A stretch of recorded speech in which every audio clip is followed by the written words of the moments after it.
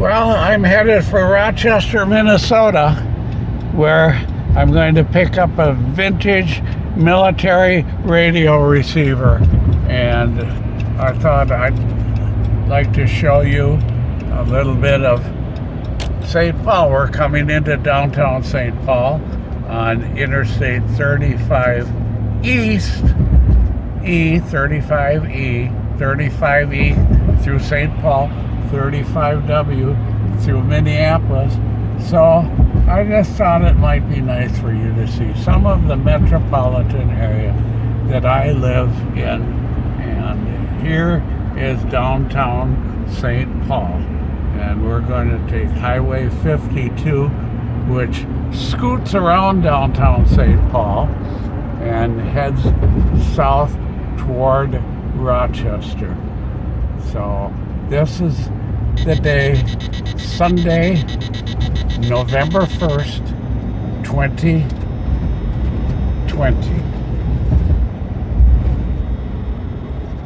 I'm going to put the camera down now and get back to my driving.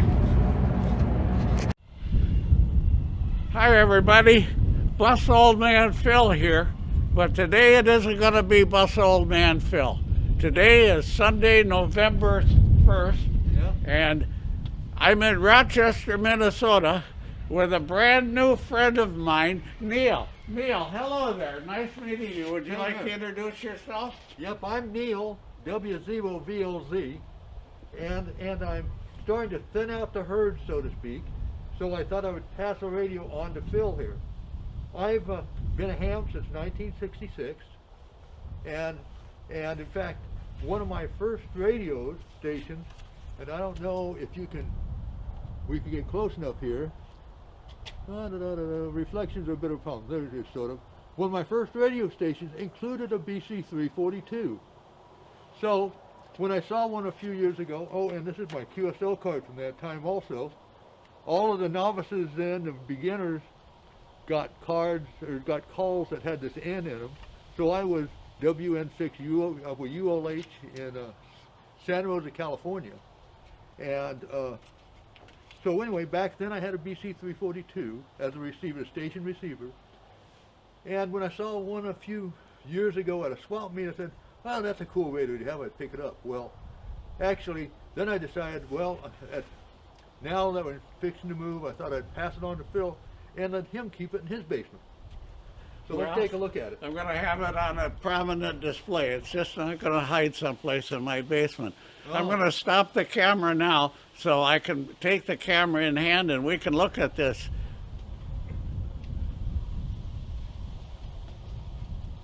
The way I have it, looking at the packing, I bought this thing in Austin, Texas 20-some years ago, and it's been sitting on shelves. I've shown it off to people coming through the shack, and this is the original Army drab packing case for it.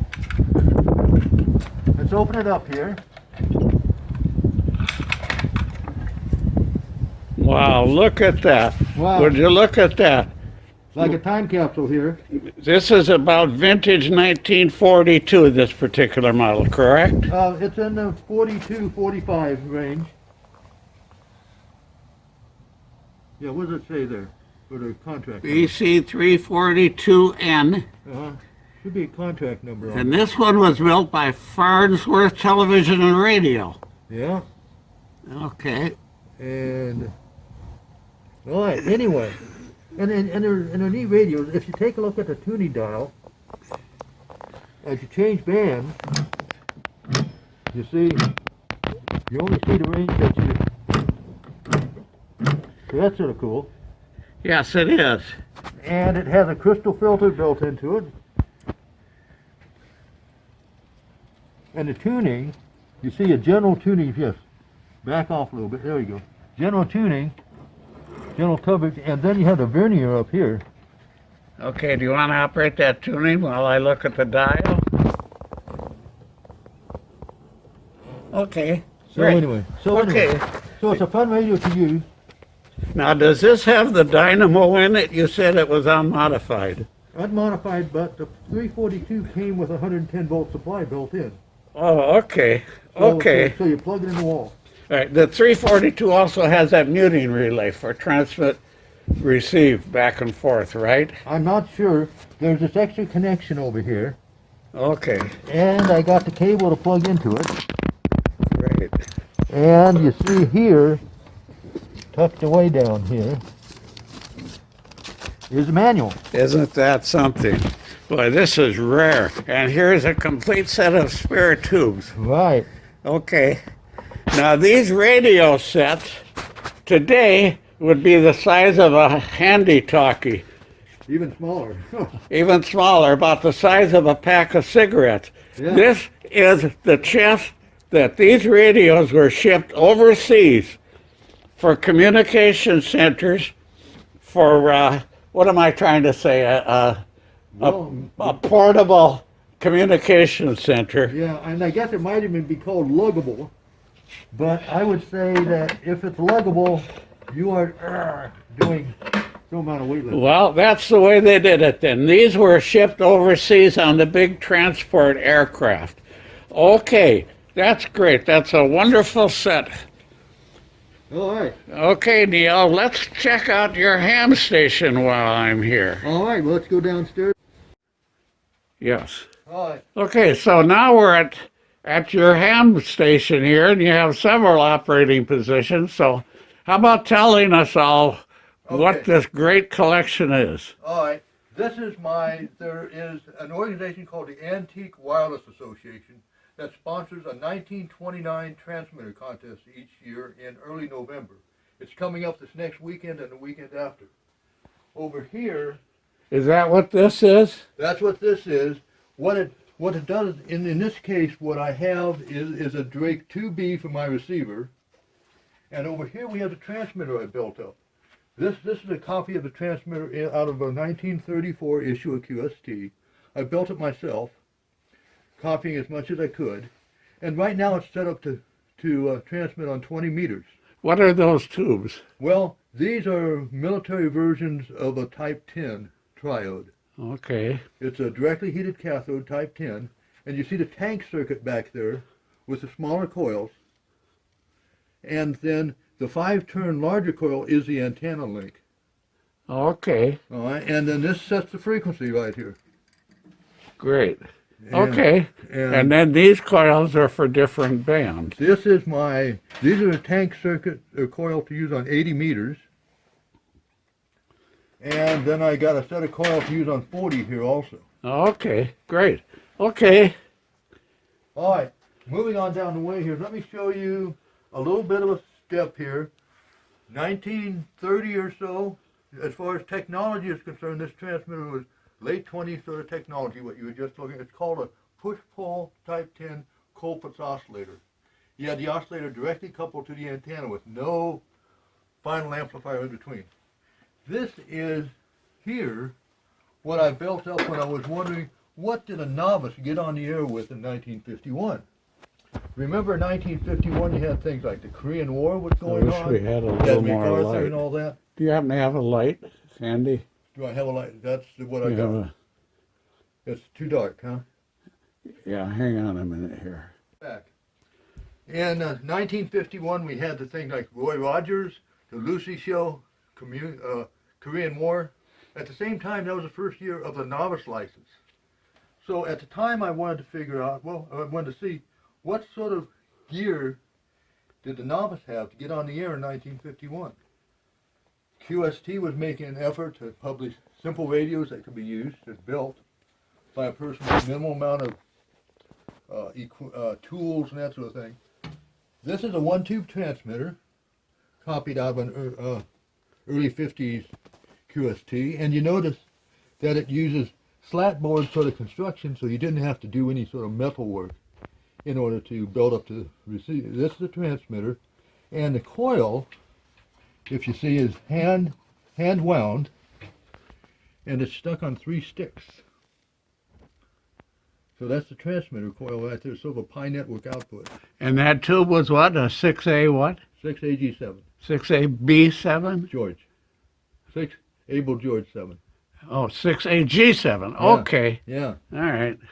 That And- was an audio power amplifier tube, wasn't it? Probably so. Now, Okay. you could also find this sort of design using a 6V6 or a 6L6. Okay. And Alright. then this is the power supply? That's a power supply for both the transmitter and the receiver. And then, as As- common with lots of novices, they start out with a regenerative receiver. This is one that I built also from that sort of vintage QST. Okay, could you shine the light on it here so we could see come in and look down on it? Look down on it. Let's see what it looks like here if we can take a look at it. There we go. Yeah. Okay. Yeah. And you built this yourself also. Sure. All right. Okay. Great. If you move on here, back into the shack here, of course, what I have in the ham shack between the 1929 station and the KX3 you see here, you see what, 70 years, 70? Even more. Worth of ham radio. Okay, there we go. Now we can see it. Hang on. Okay, now let's see here. Let me go ahead and turn on a light. That might help in here too. All right. All right, I got to get down here. Okay, so between 15 years, this is like 85 years worth of technology that you see between 1929 and about 2015.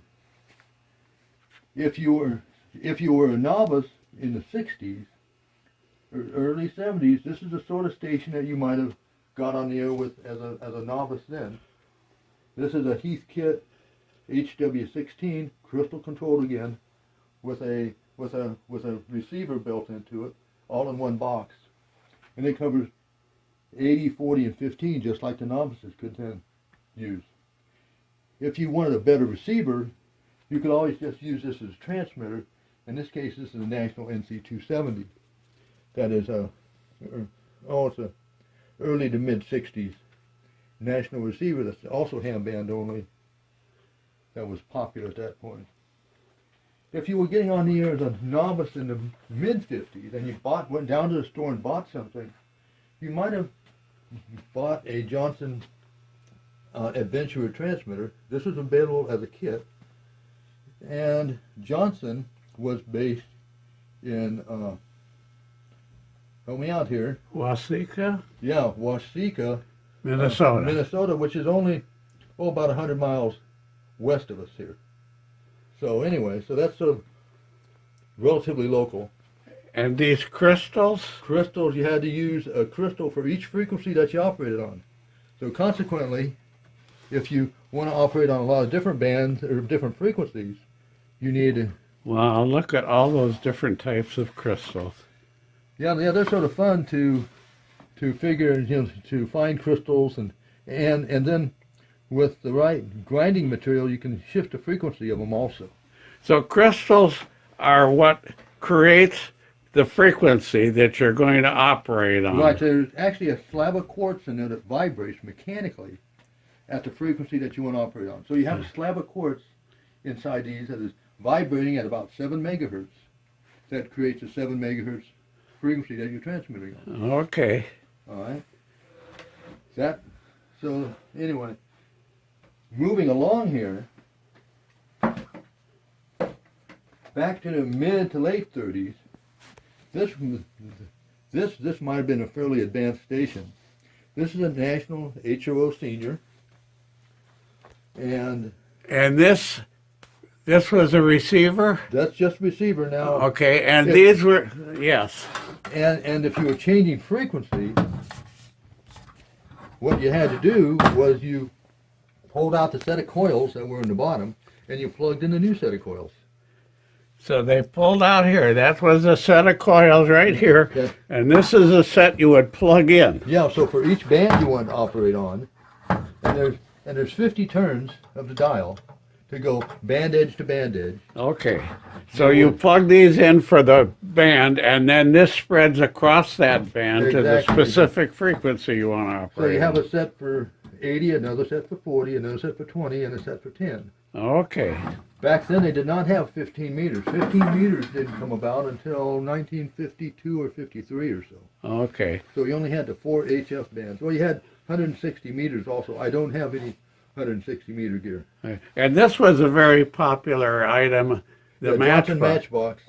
matchbox. And that was to match the transmitter to the antenna, correct? Exactly right. Okay. Is that what this is also? This is a 1940 transmitter here, and it's actually, if you look at it, it runs only about 10 watts, and it was advertised as a VFO. What you could do is to use this to drive your final amplifier. Okay. It puts out about 10 watts, or you use it the way I did, and I just connect it directly to the antenna. Well, actually, I run it through a matchbox before going to the antenna. All right. So, again, 1936, 1937, sort of late 30s sort of station. All right. If you were getting on the air in the early 30s, a predecessor to the HRO Senior that you saw a minute ago was the FB7 that National put out. And this came out about 1934 or so. Has a crystal filter in it. You see it on the right here, and here's the control for the crystal filter. There's the crystal there. And it's typically CW only, but it works on AM also.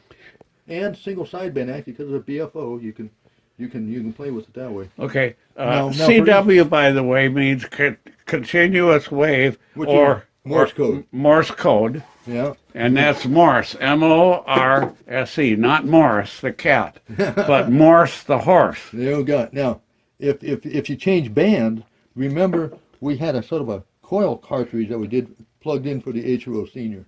This has 2 coils per band, and you have to know to plug in both of them. And they plug in where? Well, you got 2 right here. So you plug Oh, I see. These pull out and these push in. Isn't That's that? Okay, so they're marked. I see that now. Look at that. Yeah. Oh, that's the oscillator, and that's the detector circuit. Okay. Now, if you got really fancy, back up here a little bit, and I don't have it hooked up, but if you got really fancy and you want an RF stage, you connected you bolted that RF stage onto the side of the cabin. And then you had a 3rd coil to plug in every time you change bands. Okay. And you see, that RF stage bolts on right on the side here. Leaves room to get at this crystal filter, but the RF stage would bolt on here with little metal spacers. I see. Okay. Okay. Sort of like, now, then after doing all this, I got, well, what did you do if you were doing portable? I know portable operation you do it now. Well, I enjoy QRP in the park. Get out, you take your radio like that KX3 you saw a minute ago. Take that KX3, go to the park and set up on a picnic table and operate. What did you do in the mid-50s if you want to do that? Obviously, I'm not going to take an HRO Senior and put on the park table. I'm not going to take that BC 242 to the park and put on the table. What I might take is a battery-powered QRP rig. And this is one I built up. This is another regenerative receiver. And Again with the plug-in coil. yeah, plug-in coil to change bands. And next to it, you see a transmitter I built up. And that uses miniature battery tubes like 3S4, is that what those are? That's right. The filaments on these are designed to run off of flashlight batteries. Okay. So rather than taking a lot of current at 6.3 volts, they take minimum current at 3 volts. And again, the plug-in crystal.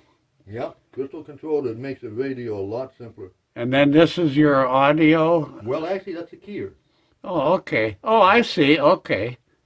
So you send and receive Morse code from that point. Well, that saves me banging up and down on a hand key, which I'm. Okay. And this is your This is some of the miscellaneous sort of broadcast stuff somewhere now. broadcast equipment from the 20s and 30s, This right? is all the 20s. 20s. Oh, Yeah. okay. Now, let me show you my next radio position here.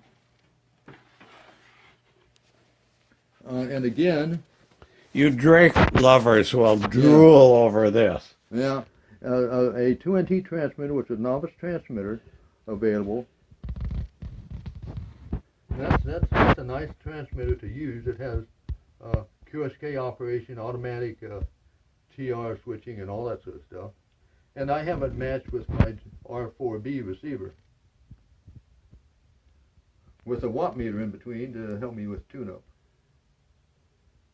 Great setup. Yeah, that's fun to get on also. How many of you guys out there have had a setup like this and sold it off or traded it in and wish you had it now, huh? Yeah, we That reminds me, you had an ad. Is any of this equipment listed in that ad? no, afraid not. Okay. All right. What's next? I see this 75A4 Collins. Now Yeah, we're into the classic Collins. Yeah, this is a 1958 vintage Collins receiver, and ham band only, and it's a really enjoyable receiver to use. And I have it paired with an ICO 720, which came out in 1958. So if you were really a well-to-do novice operator in the late 50s, around 1960, this could easily be a station that you got on the air with. This is a CW only station again, but it's This really, is a lot of receiver, though, just for CW, isn't it? well, yeah, you see on the dial you have single sideband marked and AM marked, but it has all the selectivity that you need for CW and the fine tuning. It has kilocycle readout, so you can tell exactly what frequency you're on. It really is an enjoyable receiver. Just because you're operating CW, it doesn't mean you have to operate a simple radio. Well, it was a great receiver in that it was very quiet, was good at filtering out atmospheric noise, plus it had good audio quality for those of us old geezers with diminished hearing.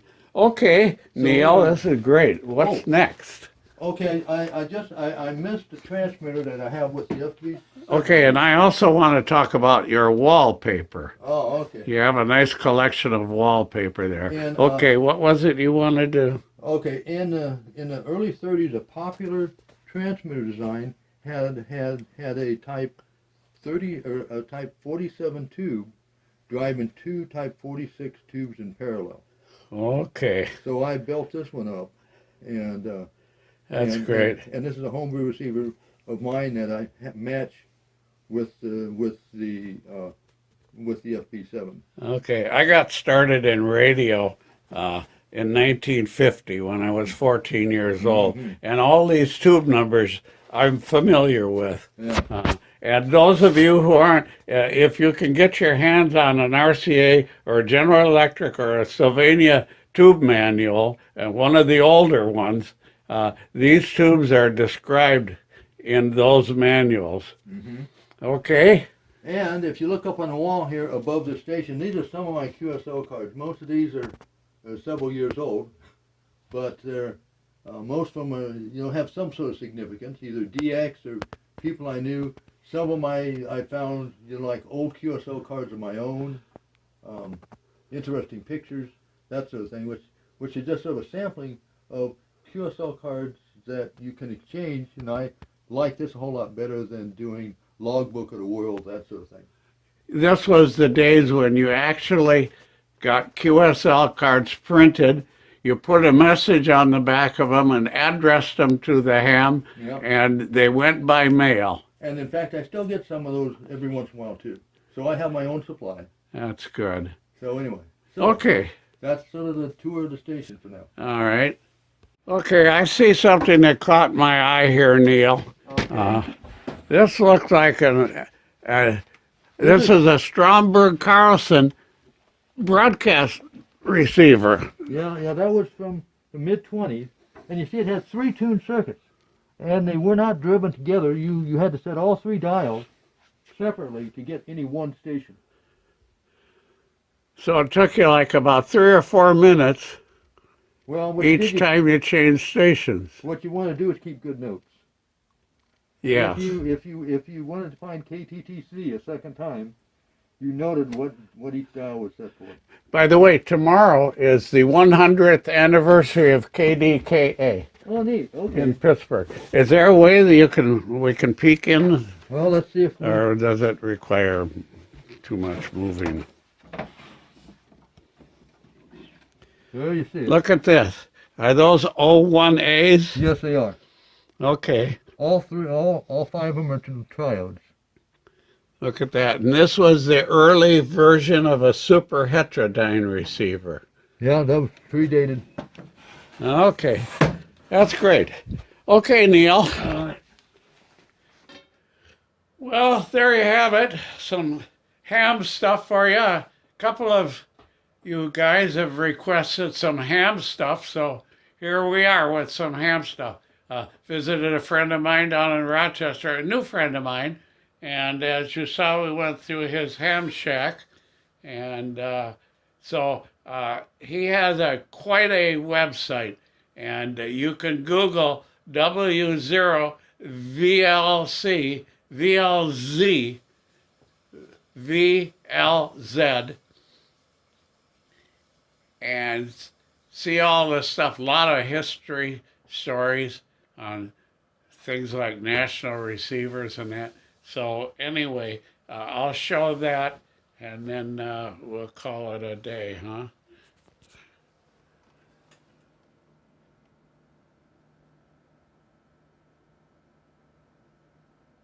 If I'm just too wobbly and too unsteady, just go ahead and hit the pause button and take a picture of it.